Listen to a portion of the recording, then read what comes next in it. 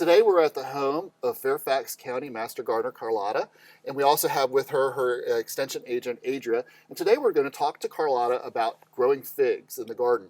Carlotta, we're standing in front of a huge fig tree. How long has this been here? Ed, I planted this tree in 2000, and I chose a fig tree specifically because I knew the kind of leafing that I would get. It would provide shade in the summertime to the front of my house. And I went online and I did some research. I found out that you need a southwestern exposure for the tree to keep it protected in the wintertime. And I also found out that the soil pH needs to be between 6 and 6.5. So if you're looking to check your soil pH, you might want to contact your local extension agent and they can help you out with that. So after I planted the tree, I was getting upwards of 30 pounds of figs after about 5 years. And every year I would can and produce fig preserves. But 10 years ago, we had a horrible winter. And so you see the damage right in here. It looks like it's burned. And that's where the winter really took its toll on the tree. We came out and we pruned it all back.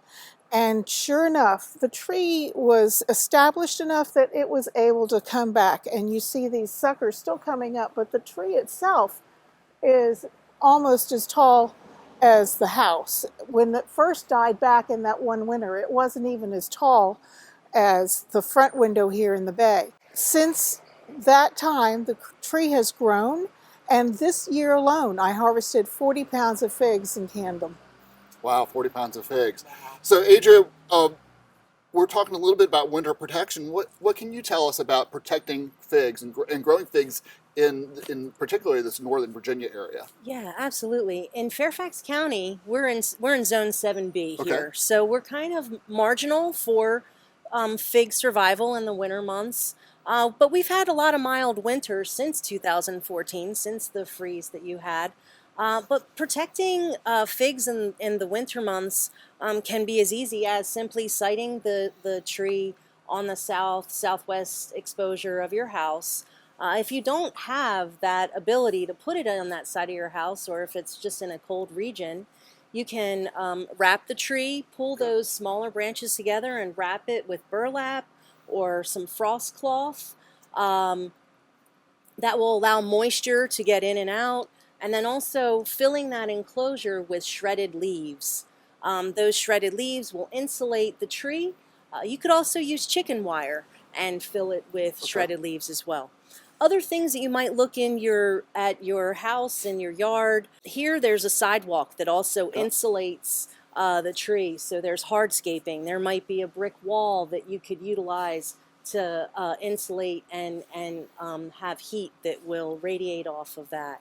So those are some strategies you can use for figs. They're probably the easiest fruit tree to grow in Virginia. Everybody wants to have fruit trees in their yard, have something to eat, and figs are probably the easiest.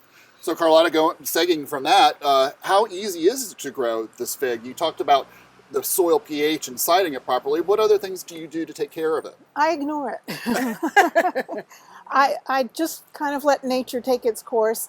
I actually have to wait, or in the past I've had to wait till after school is out to prune it. So it's well into mid-June before I can prune it back.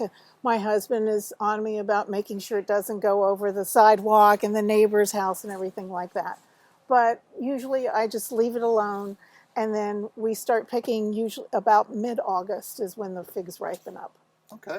So, Adria, how common is it to be able to go buy a fig tree to plant, or how might I be able to get one for my own yard? Well, Ed, fig trees are readily available at most nurseries in this area and across Virginia. But also, when you're doing some pruning, some of the cuttings that you're doing, you can utilize those and root those cuttings and grow your own fig trees. Okay.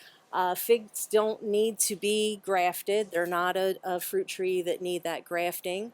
And you can root those indoors or after you've done some pruning with some smaller branches that are maybe about the size Something of like a pencil, this? something Yeah. like that, to maybe about the size of a highlighter. Okay. Okay? And honestly, Once you get them rooted and potted, then you can take them and give them to friends and share them, or plant a whole nother row of figs in your yard. Well, thank you so much, Carlotta and Adria, for sharing your expertise on growing figs in the home garden.